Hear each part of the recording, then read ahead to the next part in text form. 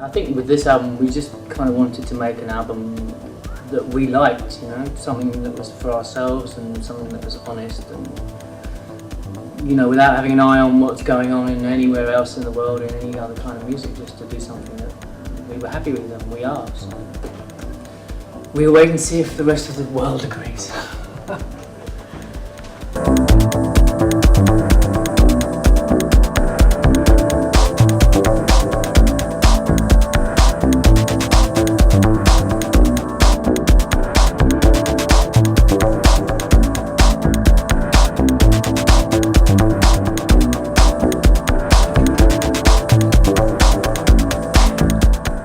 I like the title Some Other Country because it's ambiguous and everybody will take something different from it. And I mean, for me it's being English but living in France. I'm in some other country, but I feel almost more part of France than I do of England now. When I go back to England, it's like some other country. And we travel a lot, you know, well, David particularly travels a lot. He's always somewhere else. Every time I phone him up, he's like, oh, I'm in Brazil. And I'm like, oh, what the fuck are you doing there, you know?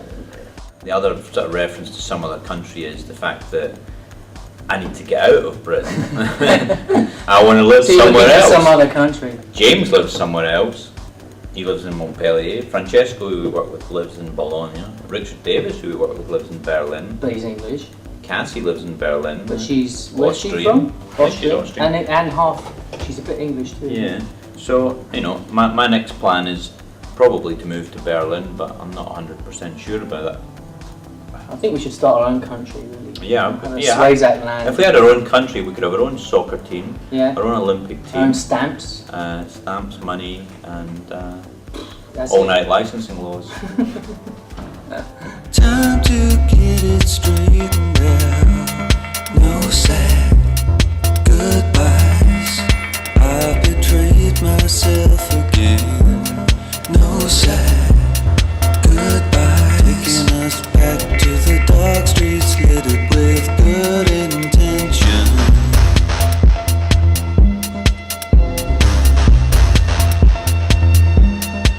Richard Davis was staying in my house in London with his girlfriend, and they were going to a snooker tournament in North London because she wants to paint snooker players, which is, you know, quite interesting subject matter. Not many people paint snooker players. Unfortunately, Astrid's father died while we were kind of working on some tracks from the album, and Richard came up with these lyrics, which I personally think are connected to that in some way. But I could be wrong. But certainly brought the emotion out of it within him, which I think we were struggling to do before that. He did a good job, didn't he? He took the track in a completely different direction that I never expected. Often when you work with vocalists, that's what we try to get, is to have, you send them something which you've kind of been working on and you've got your own ideas of it, and then it comes back and there's a song suddenly and it's like, wow, where did this come from? And we give them complete liberty. We say you do write about whatever you like, you sing what you like, you record it at home, and in doing that, it doesn't always work, but when it does work, I think you get something really strong. A lot of vocalists have said that they like working with us because we don't put any pressure on them to perform in a specific way, whereas, you know, a lot of these producers, you know, they do word by word. They harass people, they harass people into a performance, and okay, it might sound amazing at the end of the day, but you know, I think a lot of the time that would lack emotion for me. I mean, we're not making pop records, everyone we've worked with vocally, it's always been quite emotional, lyrically, and completely natural. You know, just like do what you want to do, say what you want to say. And some people, I think that scares them slightly. They don't know what to do. But no, it's good.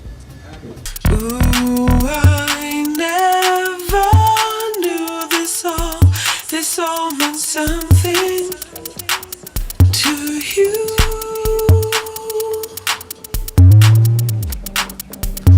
Don't you know by showing all, you're showing nothing.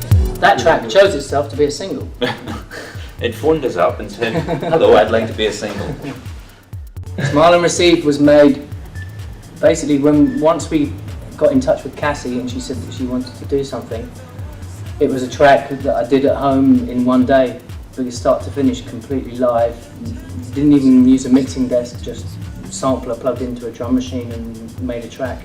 Sent it to her that night, and she about a week later came back with this killer vocal. And simple as that. It was one of those ones that just came together really, really fast, and you know, we couldn't go back and fiddle with it because it was just a stereo track with a vocal on top. So it was like, okay, there was no need to. It's done. Yeah, it's pretty much perfect as it was. I mean, it was, you know, you could go back and you could try and improve on it, but like we just asked some people to remix it, and so, you know, some of those people were like, oh no, it's perfect as it is. There's no point in remixing it. I think a lot of the best music is music that's made quickly and just like cut, you know, and then it's a document of how you felt on that day. And somehow we were lucky. We seem to be lucky with Cassie. Something within her really came out in that track, and I hadn't heard her sing like that before.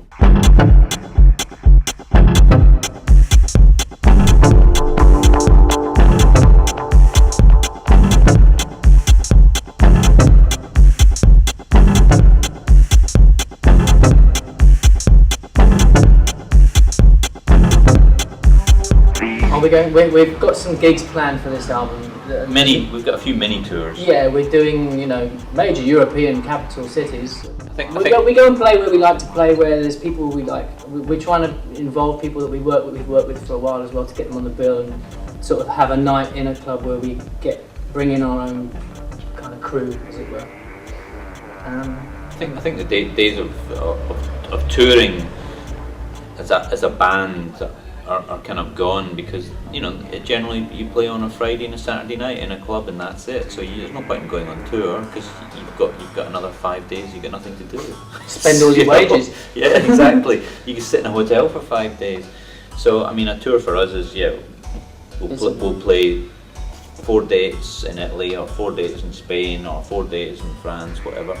That's a tour for us, you know. We're working on a few parties for our anniversary. I mean, you know, we're not really that sort of.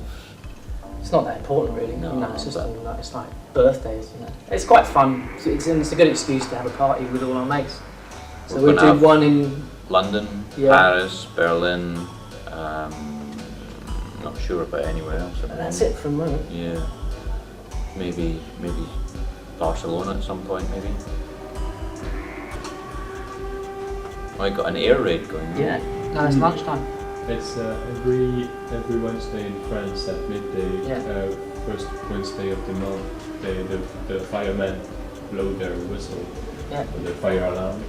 Why? Just to try them. Yeah. Because they've got a button, big red button, and they sit there all month waiting. I was thinking it's the anniversary of D-Day, so I thought maybe there was an invasion happening. It's mainly to scare young children as well. This would be a great end for the interview. Yeah. Both running out. Bombs coming down. The Russians have attacked.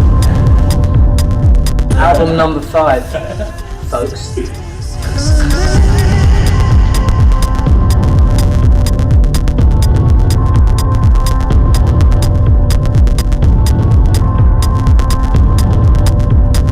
Time has imposed a fate upon us. Time has imposed a fate upon us.